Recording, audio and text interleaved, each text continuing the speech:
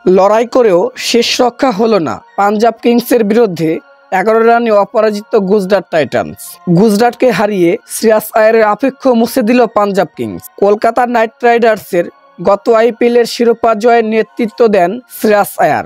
IPL নিলামে ইতিহাসে দ্বিতীয় সর্বোচ্চ 26,75,00,000 এবার তাকে কিনে নিয়েছে পাঞ্জাব। দলটির হয়ে নেতৃত্ব অভিষেকে নিজের মূল্য বোঝালেন তিনি।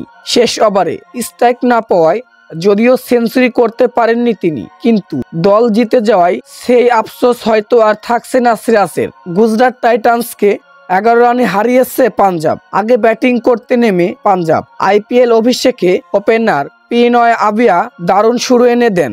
বিশেষ করে চতুর্থ ওভারে প্রথম বলেই শিবরাম আউট হলে শ্রেয়াস 3 নম্বরে ব্যাট করতে নামার পর দুজনে মিলে 21 বলে 51 রান তুলেন। শ্রেয়াস শুরু করেছিল বাউন্ডারিতে।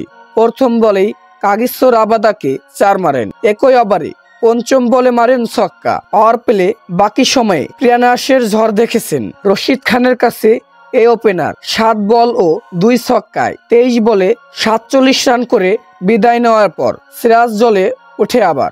মধ্যবর্তী খেলা শেষ ওভারে লাগে 27 রান।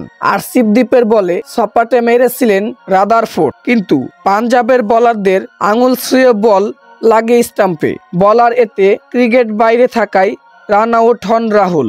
দ্বিতীয় বলে রাদারফোর্ড ছক্কা মারেন। চতুর্থ বলে তাকে বোল্ড করেন আরশিপদীপ। 28 বলে 4টি 4 ও 3টি ছক্কায় 46 রান করে রাদারফোর্ড। শেষ বলে শাহরুখ খানের ছক্কা কেবল ব্যবধানই কমায়। 20 ওভারে 5 উইকেটে 232 রানে থামে গুজরাট টাইটান্স।